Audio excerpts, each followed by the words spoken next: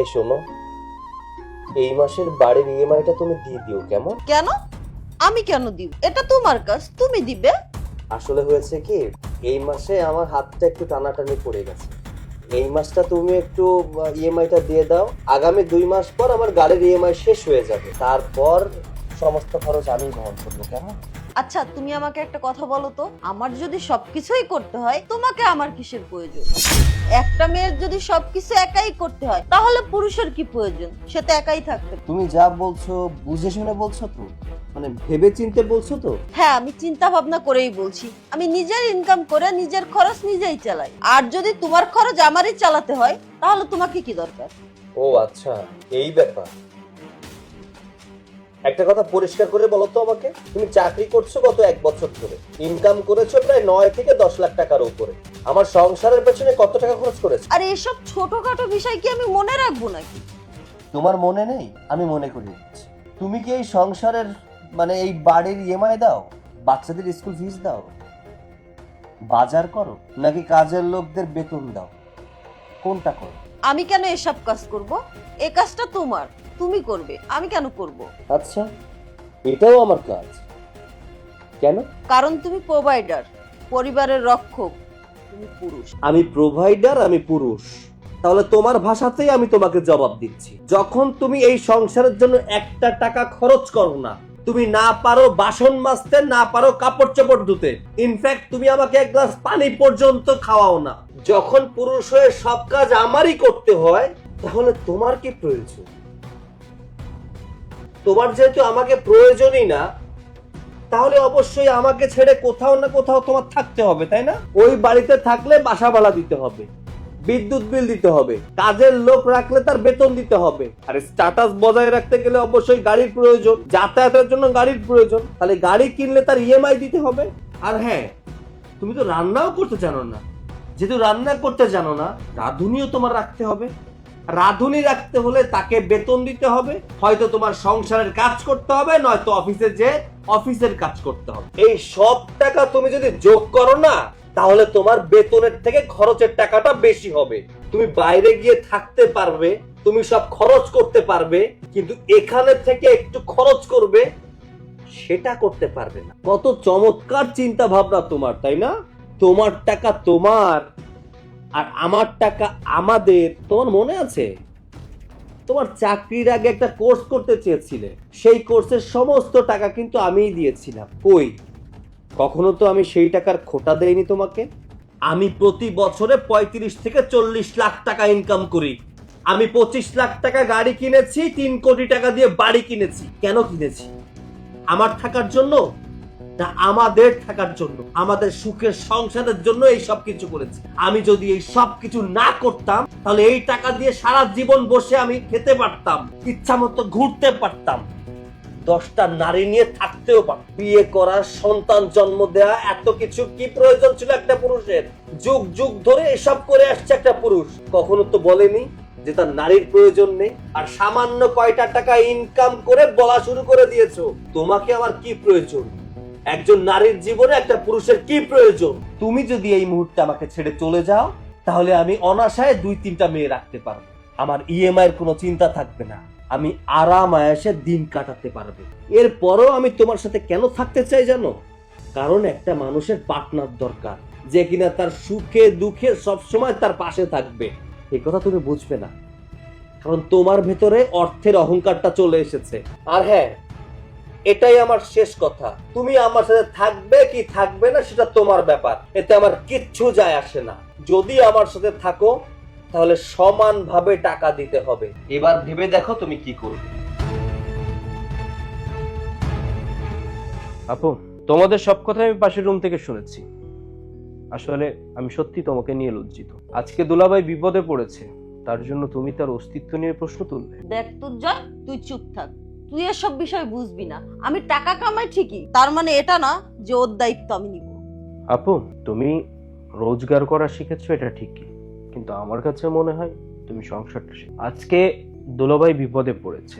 আমি যতটুকু জানি, তোমাদের বাড়ি গাড়ি যে 3 কোটি টাকার ইএমআই, সেটা ঠিক মতনই দুলাভাই এতদিন দিয়েছে। আর আজ কোনো কারণে দুলাভাই বিপদে পড়েছে, তার জন্য তুমি তাকে অবহেলা করছো, তিরস্কার করছো, আর তুমি এখন বলছো যে ওনাকে তোমার কোনো কারণে প্রয়োজন নেই। সূর্য, ও ভাবছে ওর 10 লাখ টাকা দিয়ে সারা জীবন কাটিয়ে দেবে, কিন্তু ও একটাবার বুঝতে পারছে না এই ছাদটা হারালে ওর থাকতেই এই 10 লাখ টাকা শেষ হয়ে যাবে। হ্যাঁ দুলো ভাই, আপনি ঠিকই বলেন। আর আপু, স্বাবলম্বী হওয়া মানে অহংকারী হওয়া না। স্বামী স্ত্রী মানে মালিক আর চাকরের সম্পর্ক, আর স্বামী স্ত্রী মানে 2 চাকার সাইকেল। এক চাকা যদি বসে পড়ে তাহলে আর এক চাকায় আপনি আপনি বসে পড়ে। আমি পরিষ্কার জানিয়ে দিচ্ছি, এই পরিবারে যদি তোমার বোনের থাকতে হয় তাহলে সমানভাবে টাকা দিতে হবে। তোমার চাকরির জন্য আমার টাকা যদি তোমার অধিকার হয়, তাহলে এই সংসার চালানোর জন্য তোমার টাকা এই সংসারের প্রাপ্য। আর একটা কথা, আজ ইগো দেখাচ্ছ, কিন্তু একটা কথা মনে রেখো, কাল একা হয়ে গেলে এই টাকাই তোমাকে শান্তি দিবে না। হয় দুলো ভাইয়ের কথা অনুযায়ী এই সংসারের সবকিছুর ভাগ নাও, হাত তা না হলে তুমি তোমার পথ দেখো, একা চলে যাও। মা, মা, কই তুমি? এইদিকে আসো, দেখা যাও কারে নিয়ে এসছি।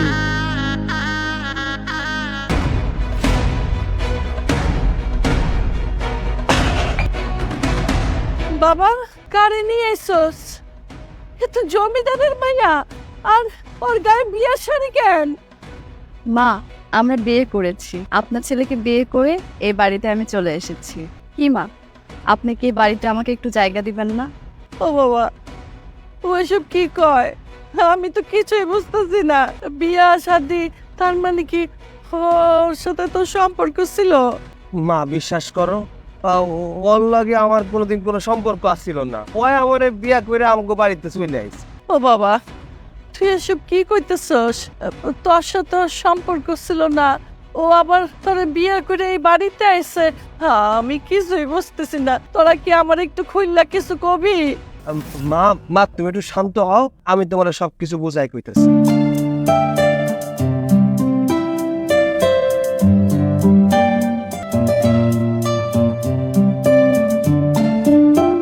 আরে আপা মনি, আপনি এই জায়গায়?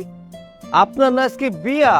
আপনি বিয়ার শাড়ি পইরা এই ব্যাগ নিয়ে রেল স্টেশনে কি করতেছেন? প্লিজ আমার বাবাকে কিছু বলবেন না, আর আমার বাবার লোকজনকেও কিছু বলবেন না, তাহলে কিন্তু আমি সুইসাইড করে ফেলবো।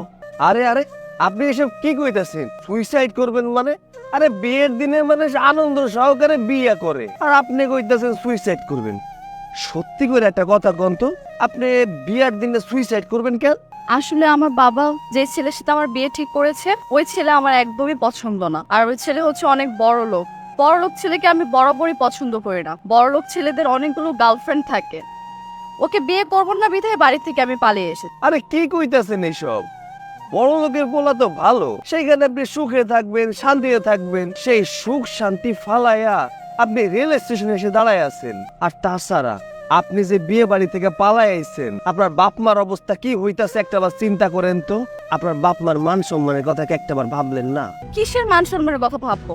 যারা কিনা আমার সুখ শান্তির কথা ভাবেনি, আমিও তাদের কোনো কথা ভাবতে চাই না। আচ্ছা আচ্ছা, তা না হয় ভাবলেন না, কিন্তু আপনি যে রেল স্টেশনে এসে খাড়ায় আছেন, আপনি যাইতাছেন কই? আমি যে কোথায় যাব আমি আসলে নিজেও জানি না। সারা জীবন তো বাবা মা আমাকে ঘরবন্দি করে রেখেছে, এখন তো আমার যাওয়ারও কোনো পথ নেই। একটা কাজ করি, তোমার সাথে যাই। টিটি তোমার বাসায় আমাকে নিয়ে যাবে? আরে মেম সাহেব, আপনি এসব কি কন? আপনি হইলেন রাশের জমিদারের একমাত্র মাইয়া, আপনি নিয়ে রাখবো কই আমি? আর তাছাড়া একটা যুবতী মাইয়ারে বাড়িতে নিয়ে যাইব না, গ্রামের লোকজন কইব কি? ওরে বাবা, আপনার বাপ যদি জানতে পারে তাহলে আমার মাইয়াই ফেলাইবো। বুঝতে পেরেছি, যুবতী মেয়ে এইভাবে বাড়িতে নিয়ে গেলে সমস্যা। তাহলে যুবতী মেয়ে বিয়ে করে নিয়ে গেলে তো আর কোনো সমস্যা হবে? মানে? মানে হলো, তুমি যদি আমাকে বিয়ে করে তোমার বাড়িতে নাও, তাহলে তো তোমার বাড়িতেও কোনো সমস্যা নেই, আর গ্রামবাসীর লোকজনও কিছু বলবে না। তাছাড়া জমিদার কি করবে? কিছুই আর করতে পারবে না। চলো এক্ষুনি আমরা বিয়ে করে নিই। আরে না না, এইসব আপনি কি কন? আপনার আমার বিপক্ষে বিয়ে করা কোনোভাবে সম্ভব না। আচ্ছা ঠিক আছে, তুমি যেহেতু আমাকে বিয়ে করবে না, এখন তো আমার আর কোনো উপায় নেই। আমার একটাই সমাধান, এই দাঁড়ান দাঁড়ান দাঁড়ান দাঁড়ান দাঁড়ান, ঠিক আছে ঠিক আছে, আপনার আত্মহত্যা করতে হইব না, আমি আপনার বিয়ে করতে রাজি আছি। সত্যি বলছো আমরা বিয়ে করব? তাহলে চলো এক্ষুনি কাজে অফিসে গিয়ে আমরা বিয়ে করে নিই। আচ্ছা ঠিক আছে, চলেন। কাজী অফিসে গিয়ে ও তোরে বিয়া করতে কইলো, আর তুই অমনি বিয়া করে ফেলালি। ওর বাপের চিনস, জমিদার যদি জানে তোরে আস্ত রাখবো না। ওর বাপ খুব খারাপ মানুষ, ঘরে মেয়ে ঘরে ফেরত দিয়ে। না না মা, আমি কোথাও যাব না, এটা আমার স্বামীর বাড়ি, এই বাড়িতে থাকার অধিকার আমার আছে। কি কে আটকায়? আই চলো ভিতরে চলো। আচ্ছা।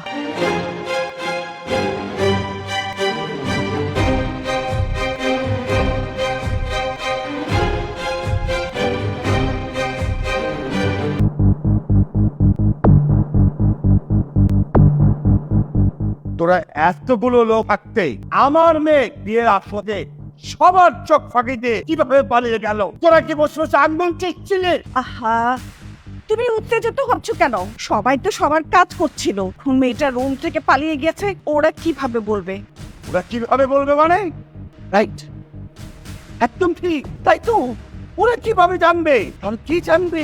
আমার মেয়ে কিভাবে পালিয়ে গেছে সেটা কে জানবে? কে জানবে বল? রাইট, কে জানবে? সেটা তুমি জানবে।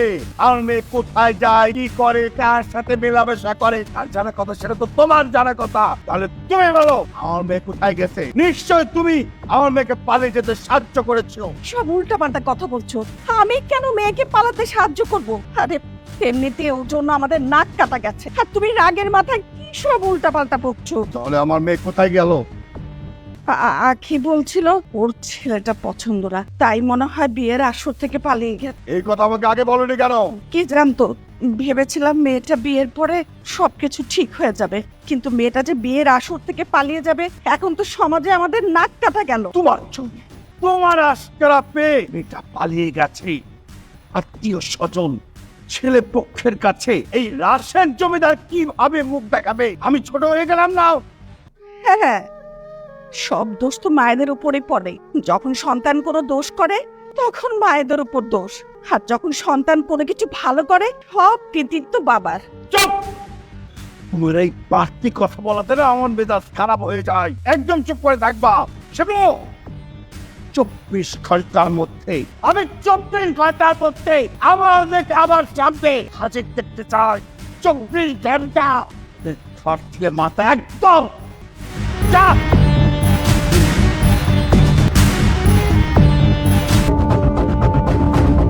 এই চাষার বাদ, তুই এখানে কি করতেছিস? হ্যাঁ, জমিতে কাজ করা বাদ দিয়ে এখানে পড়াশোনা কর। এই, তোকে কি এখানে পড়াশোনা করার জন্য আনা হয়েছে? Just a minute madam, last lesson তো, শেষ করেই কাজে যাব। Just a minute. আকাশ, তুমি শুনতেছো এই ছোট লোকের বাচ্চাটা কি বলতেছে? আমাকে ইংরেজিতে বলতেছে জাস্ট এ মিনিট। এই ছোট লোকের বাচ্চা, তোকে কি এখানে টাকা দিয়ে বই পড়ার জন্য আনা হয়েছে নাকি কাজ করার জন্য আনা হয়েছে? তুই এখানে বসে বই পড়ছিস কেন? সাহেব, আমি সকাল থেকে কাজ করছিলাম, এখন দুপুরবেলা তো সব কৃষকরা খাবারের জন্য চলে গেছে, আর আমার সামনে বিসিএস পরীক্ষা, তাই বসে বসে একটু অবসরে পড়ছিলাম। কি, তুই বিসিএস পরীক্ষা দিবি? গরিবের ঘোড়া রোগ আছে, শুনেছো না? ওর অবস্থা হয়েছে সেরকম। এই, করিস তো মানুষের জমিতে কাজ, তোরা তো বই পড়ার শখ আসে কোত্থেকে? কেন ম্যাডাম, গরিব বলে কি আমাদের সকাল রাত থাকতে পারে না? আমার বাবার খুব ইচ্ছা ছিল আমি যেন বিসিএস ক্যাডার হই। জীবিত অবস্থায় তো বাবার স্বপ্ন পূরণ করতে পারেনি, তাই চেষ্টা করে যাচ্ছি যেন বাবার স্বপ্ন পূরণ করতে, বিসিএস ক্যাডার হতে। তোর বাবা মরে গিয়ে বেঁচে গেছে, তা না হলে লজ্জায় মরে যেত যে তোর মতো একটা অপদার্থকে জন্ম দিয়েছে, যে কিনা অন্যের জমিতে কাজ ফাঁকি দিয়ে বই পড়ার নাটক করত। ম্যাডাম, মুখ সামলে কথা বলবেন, যা বলার আমাকে বলেন, আমি কিছু মনে করব না, কিন্তু আমার মৃত বাবাকে নিয়ে একটা কথাও বলবেন না। কামলার বাচ্চা কামলা, যত বড় মুখ নয় তত বড় কথা।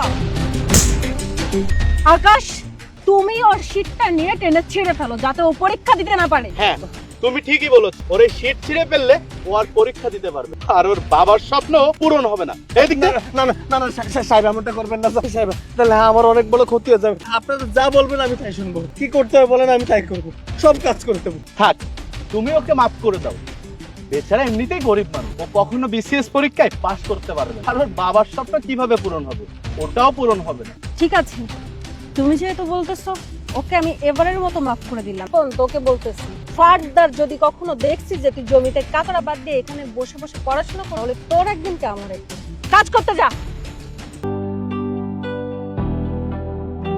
কি রে মনি, তোর মন খারাপ কেন? কি হয়েছে?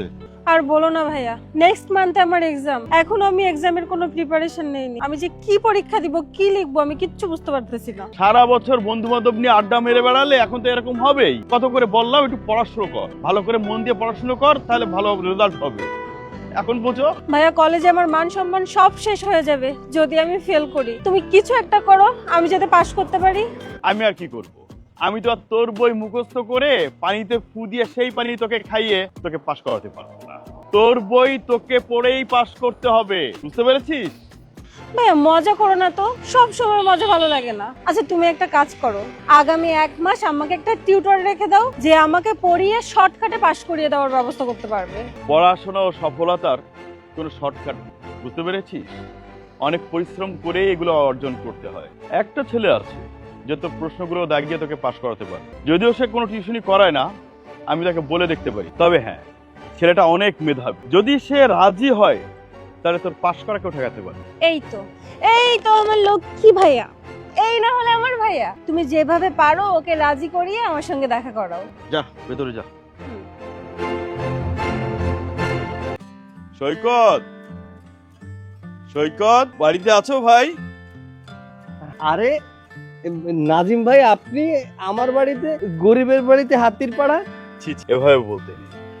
কার ভাগ্য কখন কিভাবে পরিবর্তন হয় কেউ বলতে পারে। শোনো, তোমার কাছে আমি একটা প্রস্তাব নিয়ে এসেছি।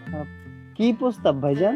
আমার ছোট বোনকে এবং ওর বন্ধুকে আগামী 1 মাস তোমাকে পড়াতে হবে। মানে সামনে 1 মাস পরেই ওদের পরীক্ষা, আর ওরা পড়াশোনা একেবারেই কাঁচা, একদম পড়াশোনা করে। তুমি একটু দায়িত্ব না নিলে ওরা পাশ করতে পারে। ভাইজান, সামনে আমার বিসিএস পরীক্ষা। এই মুহূর্তে টিউশনি করানো আমার পক্ষে সম্ভব। আপনি তো ভালো করেই জানেন আমি টিউশনি করাই না। আর তাছাড়া আমি একজন চাষা। চাষার কাছে আপনার বোন পড়বে?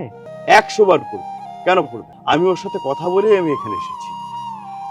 সৈকত, আমি অনেক বড় মুখ করে তোমার কাছে, আমি জানি তুমি ওদেরকে গাইড করলে ওরা পাশ করবে। ঠিক আছে, যেহেতু আপনি বড় মুখ করে এসেছেন, আমি আপনাকে ফিরিয়ে দিব না। আমি আপনার বোনকে পড়াবো।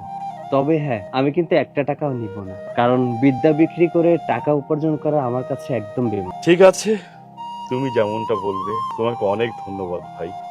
তাহলে আমি এখন আসি। জি। এই ছোট লোকের বাপ, তুই এখানে কি করছিস? ইয়ে মানে, এই তোকে সেদিন মাঠে অপমান করেছি, তোর লজ্জা হয়নি? আবার এই বাড়িতে কেন এসেছিস? অপমানিত হওয়ার জন্য? চুপ করো, চুপ কর বলি। এইটা কেমন ব্যবহার?